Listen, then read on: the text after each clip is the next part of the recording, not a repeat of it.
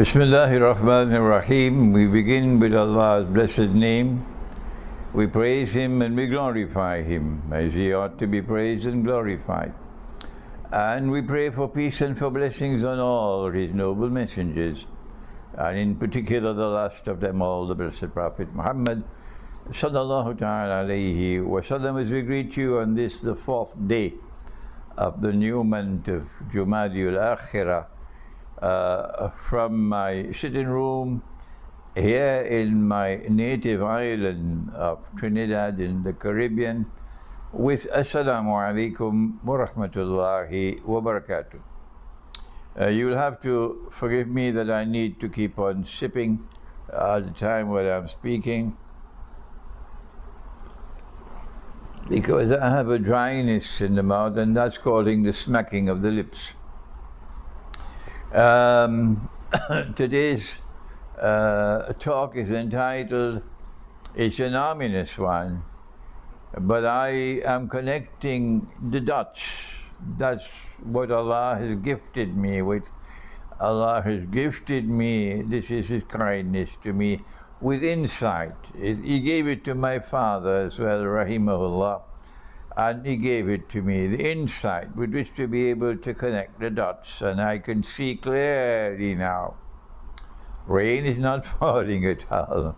I can see clearly now that Israel is taking the world to nuclear war. And so our topic is Israel is taking the world to nuclear war. And when that war does take place, no one knows at all how many will die. No one knows how many parts of the world are going to be utterly destroyed, and no one can live there anymore. We don't know, because we never had such a war before in history. But what we do know is it would not be the end of mankind on earth, not at all, because our Islamic eschatology, excuse me, I have this cough still here with me, I'm trying to battle with it. Our Islamic eschatology tells me of many events which will occur after the Great War. And of course, my viewers are well aware that I have told you of what our Prophet, Allah's blessings be upon him, has prophesied, that after the Great War, the next event which will take place, whether Turkey accepts it or they don't, is irrelevant. The next event which will take place after the Great War, as prophesied by Prophet Muhammad, Allah's blessings be upon him, is the conquest of Constantinople. That's why they changed the name, so that they could hide this prophecy. But we're bringing it back into the sunshine. And of course, we have explained why a Muslim army is going to conquer Constantinople. And when we told them why, they were crying in the University of Belgrade. The auditorium was packed full. 99% of them were Orthodox Christians. Less than 1% in that gathering were Muslims. And they were crying when they heard that when that great war takes place and the Muslim army conquers Constantinople, then we will return Hagia Sophia, the cathedral of Hagia Sophia, to those to whom it rightfully belongs, and no one will be able to stop that. So now then, when will the Great War take place? Of course, only Allah has all knowledge. Only Allah. But we have the right to seek to anticipate when we connect the dots. Of course, those who are going to trigger the Great War, they know when they're going to do it. But we have to go to the subject of the Antichrist, because the Great War is connected with the Antichrist, or Dajjal, the false Messiah. They don't teach this subject in universities. And our brothers in Christian eschatology do not have as much information about the Antichrist as we have in Islamic eschatology. And we share it with them in a fraternal way. There is no boxing match, not at all. There is no rivalry, not at all. We are brothers to each other, and we are the two people on the face of the earth who believe as a matter of fate that the Messiah came, that the Messiah left, and that the Messiah will return. And so now, when we turn to the subject of the Antichrist in Islamic eschatology, we find that the Quran refers to him, and this is an ayah mutashabiha, meaning a verse which has to be interpreted, to be understood. And when we interpret the Quran, we know that only Allah can confirm that an interpretation can be correct. And so, when we interpret the Quran, there is no boxing match. And that interpretation of the Quran must not be used to divide the believers at all. So we interpret, but we say Allah knows best. If our interpretation is correct, it will become truth, and it will survive. And if our interpretation is wrong, as I have been wrong in the past, and I'm always happy to say, I made a mistake. But when I make a mistake, I must be the first to rush to correct myself at all. There must be no pride in trying to hide my mistakes, not at all. That's not the way of scholarship. And so the Quran has told us, if you make a mistake when making an interpretation, you still will get blessings for the effort that you made, inshallah. But tomorrow, it will go down the river of no return. It will be forgotten. And so now in the Quran, in Surah Al-Mursalat, we have identified this verse. بَعْدَ أَعُوذُ بِاللَّهِ مِنَ الشَّيْطَانِ الرَّجِيمِ انطَلِقُوا إِلَى ظِلٍّ ذِي ثَلَاثِ شُعَبٍ. It must be about 10, 15 years ago when I identified this verse as relating to the Antichrist. Proceed, says the Quran, to a shadow which will comprise of 3 parts. Proceed to a shadow which will comprise of 3 parts. And I say, and Allah knows best, this refers to the Antichrist, to Dajjal. I see the same thing in Christian eschatology when they have 3 parts, 6 and 60 and 600, so 666. But in our eschatology, we have a prophecy of Prophet Muhammad, Allah's blessing be upon him, which is in harmony with this verse of the Quran. He said that when the Antichrist is released into the world, he will live on the earth for 40 days. One day would be like a year, meaning a long, long period of time. One day would be like a month, meaning in the second phase or the second stage, it will be shorter. One day which will be like a week, meaning that in the third stage of the life of the Antichrist, it will be a very short span of time. وَالسَّائِرُ أَيَّامِهِ كَأَيَّامِكُمْ. And despite the fact, now listen carefully to this, because this is the first time I'm explaining it this way. Despite the fact that the first day is like a year, and the second day is like a month, and the third day is like a week, yet all his days are like your days. This is the first time that I am explaining this hadith this way. Now then, when I write my book on Dajjal, the Quran and time, there will be more analysis on this hadith.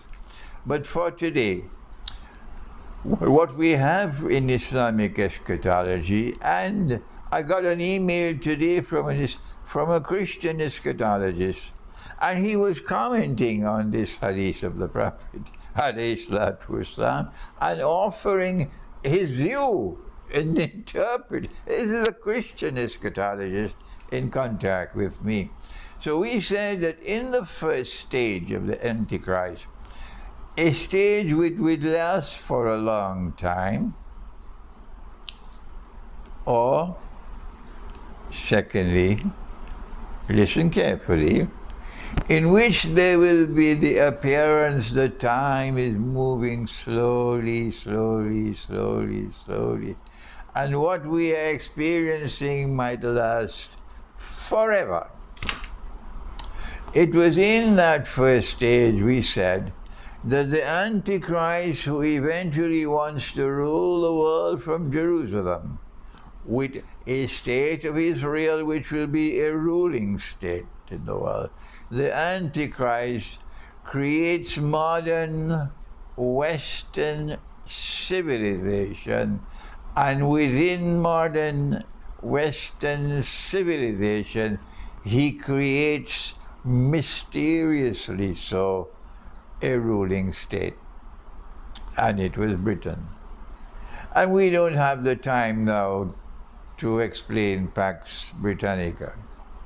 And then we said that in the second stage, the Antichrist gave to the world a Pax Americana, in which the United States of America replaced Britain as the second ruling state in the world in modern Western civilization. This subject was dealt with. This is the heart of my first book in Islamic eschatology, Jerusalem in the Quran. And I want to share with you that perhaps the time has now come, because of what is happening in Gaza, and because public opinion is changing around the world, for us to try to persuade the bookshops around the world to start stocking my books, including Jerusalem and the Quran. But I have more to say about that later. And so then we said that the Antichrist still has a third stage. My Christian brother who wrote to me today is of the opinion that no, it was the Roman Empire which was stage one.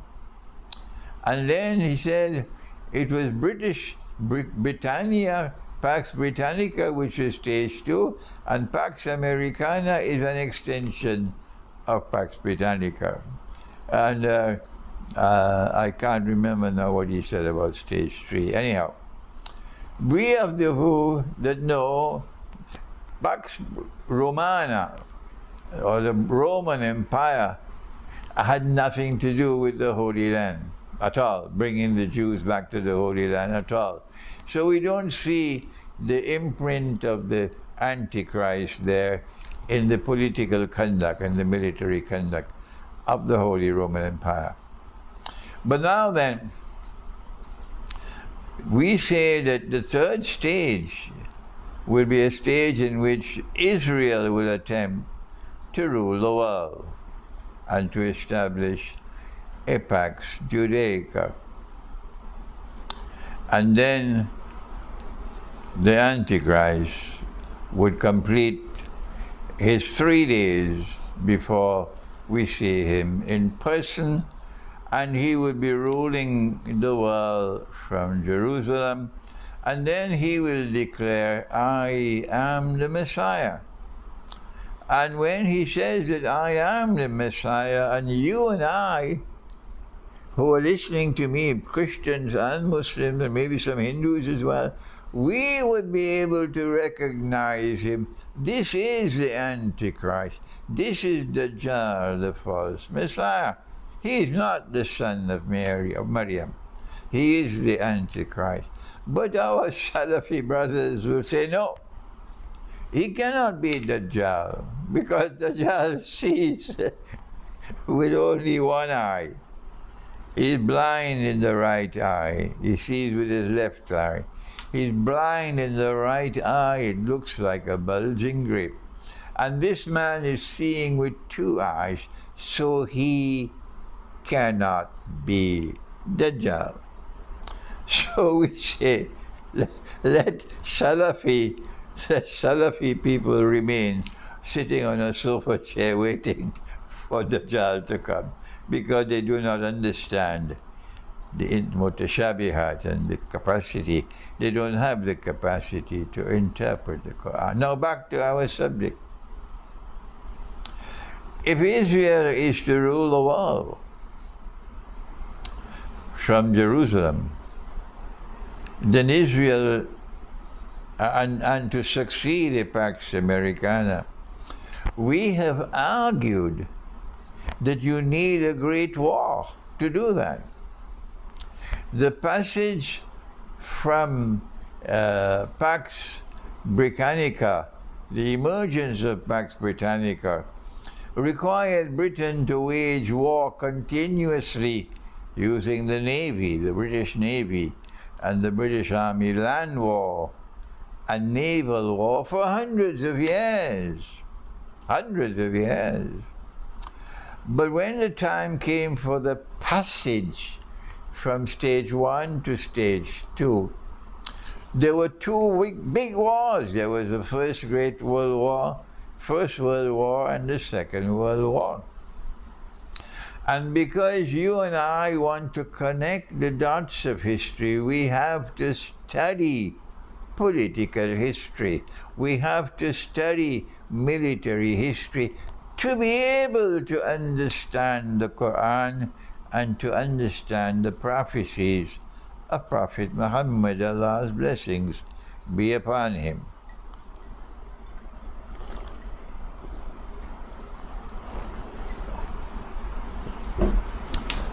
Our critics don't appear to have that interest. We saw that in the First World War, it was a false flag,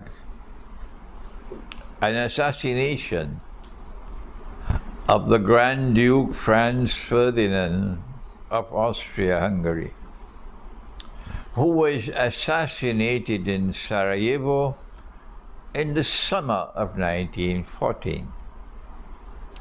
But on Judgment Day, we'll get the evidence that the gunman was not acting on his own, that there was a planning behind it. There were actors behind him who targeted the assassination of Franz Ferdinand, because they wanted to use this to have a domino effect, to bring about a war which they had planned.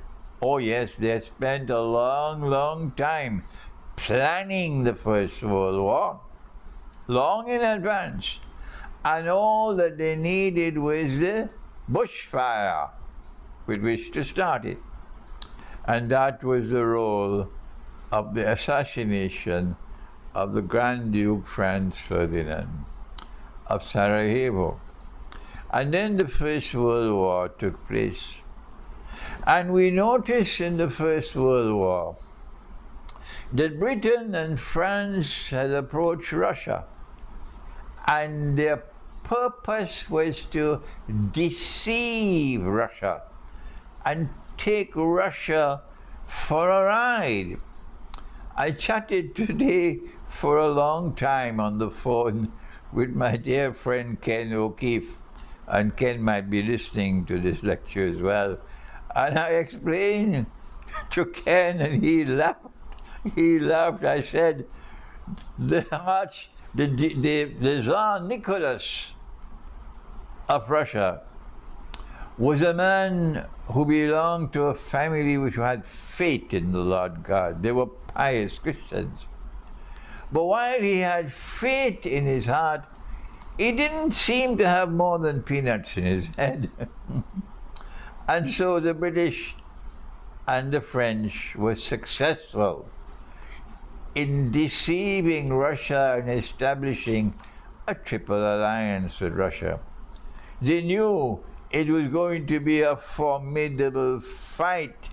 They knew that millions were going to die fighting Germany and fighting the Ottoman Empire, but because these were two massive military machines.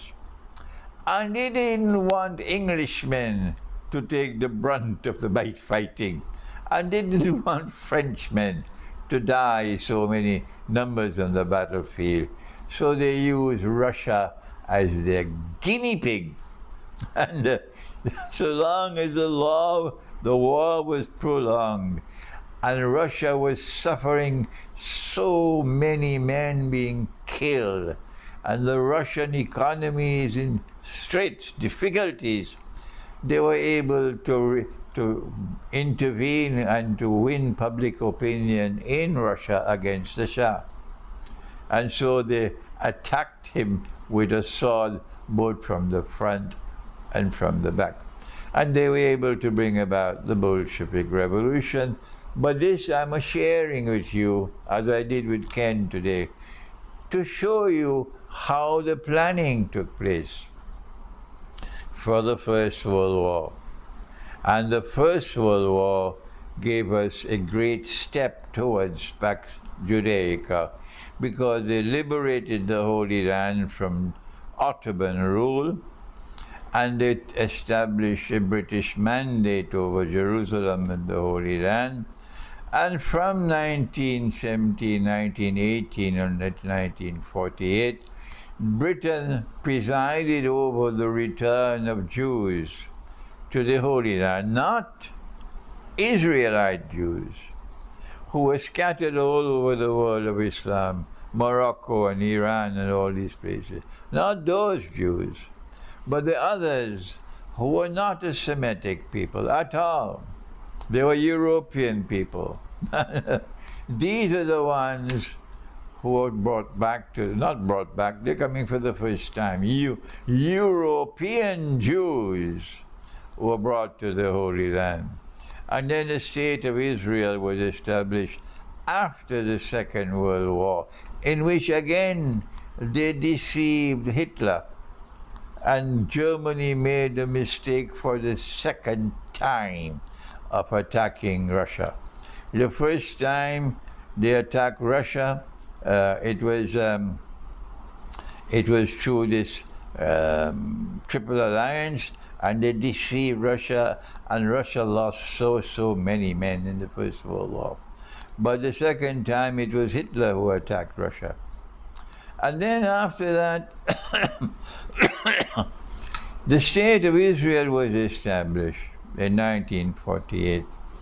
And then these European Jews who now control Israel, these are the ones who by their hook or by the crook, mostly by the crook, brought all these other Jews who are Israelite Jews from Yemen, from Iran, from Morocco, from Egypt, from all over the world of Islam, where the Jews had lived for 2,000 years. We were only 1,400 years as the world of Islam. But they lived with us, and they lived with us in a harmonious state. They were not complaining. So there was no fighting, there was no enmity, there was no hatred between Muslims and Jews for all these years that the Jews were living within the world of Islam. They even lived in Constantinople, in the Ottoman Empire, and the Ottoman Empire protected them. But these Jews are now deceived and brought back to the Holy Land by the European state of Israel. And then you saw how the European state of Israel, using every trick in the book, every lie, every single act of oppression you could think of, is constantly expanding and taking control of a land which never belonged to them. Throwing out the people who lived in the land for more than 1,000 years. Throwing them out. They're living now in refugee camps. And so this Israel, from day one, is an oppressor. By trickery, in an unjust way, they establish a United Nations organization, and that United Nations organization have a vote, and they say the state of Israel must be created. That's how it came into being. A United Nations organization which Europe created and which Europe controlled. And that United Nations organization created the state of Israel, taking away the land which belongs to the Christian and Muslim Palestinians, robbing them of their land in daylight robbery to create a new state in that land. And from that day to this day, that Israel has been oppressor. Now we have Jews responding to me on the internet and arguing with me, but they don't give their identity. They hide behind a pseudonym, cowards, and trying to argue with our view of Islamic eschatology. Let them come. We're happy to combat with them, to do intellectual combat with them on the internet. But I'm not going to share a platform with a Jew who supports the state of Israel. You can't have a friendly dialogue with me. Forget it.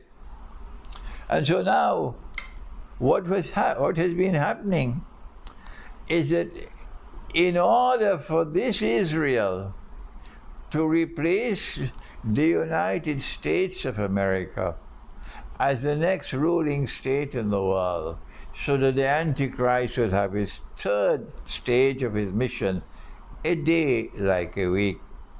This Israel is prepared to trigger the Great War. Why? Number one, to substantially reduce the population of the world. And I am not the only voice speaking about this. No, there are so many others already saying the same thing, and they're not saying it from the perspective of Islamic eschatology at all. That there is a plan afoot to substantially reduce the population of the world. They might say, well, there are too many cockroaches in the world. We have to get rid of all of these cockroaches. We are the chosen people of the Lord God. But secondly, there are two major powers in the world now. There used to be the Soviet Union, and there used to be the Western Alliance. And then when the Soviet Union folded its tent and disappeared into the darkness of the night, then a Russia emerged, mysteriously so, which returned to Russia's Orthodox Christian heart.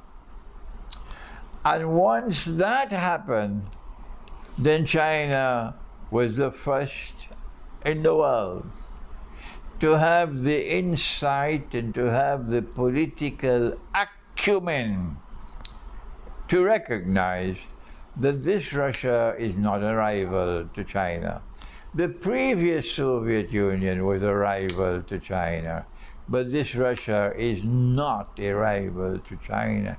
Indeed, China came to the conclusion very rapidly that this Russia can be trusted while the West cannot be trusted. And so China reached out to this Russia after the Soviet Union was folded its tent and disappeared into the darkness of the night. And Russia responded to the Chinese initiative, and an alliance between Russia and China emerged. And this alliance became a formidable military and political and economic bloc in the world, rivaling the West, rivaling NATO. And now we see, in fact, that Russia is the greatest military power in the world today. But Israel wants a great war between these two giants, because Israel is calculating that a war, a nuclear war between the China-Russia alliance and NATO, will be a war of mutual destruction. And when these two major superpowers are destroyed, mutually destroyed in a nuclear war, and the population of the world is substantially reduced, that Israel will now have a chance to claim to be the new ruling state in the world. Nothing that I have said today is new to you. You knew this long ago. Those of you who have been listening to me, and those of you who have been thinking. But there are others, they eat the biryani and go home to sleep. They're not concerned so much with the hunger for knowledge. And there are others who just discovered me, and they're probably hearing this for the first time. But there are so many of you who already know this. Now then, what is now happening, the connecting the dots, is that although the Great War has not as yet taken place, Israel knew that the attack by the Islamic resistance, which occurred, was it in October? Was it October? Yeah. That Israel knew it was coming. And I held the view that Israel was observing the movement of weapons into Gaza. It is not that Israel was ignorant. They knew about it. I held the view that Israel thought that the massive transfer of weapons that were taking place to Ukraine afforded an opportunity for Israel to assist in getting a part of this huge surplus of weapons going to Ukraine, to a Ukraine which was willing to sell for money. And you could go in the market and buy, the black market, you could buy these weapons. And so weapons were bought. And Putin he spoke about this, and he revealed that this is what happened. This is the president of Russia. That these weapons which were intended for Ukraine were sold in the black market, and they reached Gaza. And Israel knew how they reached Gaza. So Israel was aware that this attack was coming. On Judgment Day, the evidence will be there that I am absolutely correct in my analysis. On Judgment Day, you'll see it. But we don't have to wait for Judgment Day, because there are many people around the world who already agree with me that Israel had a knowledge that the attack was coming. Why did Israel allow the attack to take place? Notice I never used the Arabic acronym for the Islamic resistance. That Arabic acronym that I never mentioned actually means in English the Islamic resistance. That's what it means. So I prefer to use the term the Islamic resistance, which is in contrast to the secular nationalist Palestinian resistance of the PLO, which was headed by Yasser Arafat. That's a secular resistance, and this is the Islamic resistance. And so when the Islamic resistance emerged, obviously, these are the terrorists, these are the terrorists, these are the terrorists. And the secular resistance, oh no, they're the good guys now. It's so funny. So I don't use the Arabic acronym. I call it the Islamic resistance. And the Islamic resistance then launched the attack on Israel.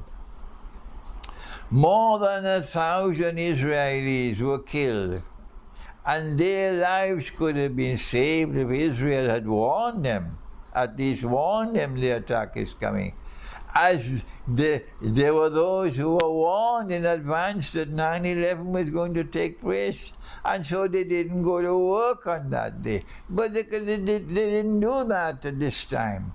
So these people lost their lives, and so many of them were taken as prisoners of war, or they call them hostages.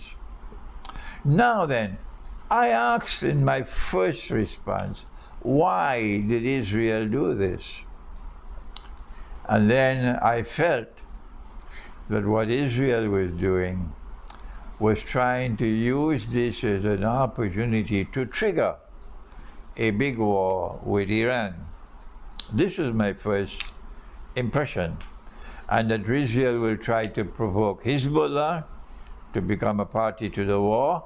And once Hezbollah enters the war, then the road will be clear to Iran. And Israel's target was Iran. This is my first response. And now it is clear that I was wrong. I was wrong. I misread the situation. I believe that that was not the major plan. The major plan was to use this opportunity by Israel to clear the whole of Gaza, to make Gaza free of Palestinians, to throw them out of Gaza, and make it impossible for them to live in Gaza anymore, so that Israel will be rid of this problem. Throw them where? Throw them in Sinai, but Sinai belongs to Egypt. So you need the Egyptian government to agree to that. Or let them go and live in Egypt, or let them go somewhere live in the world of Islam. All the Palestinians.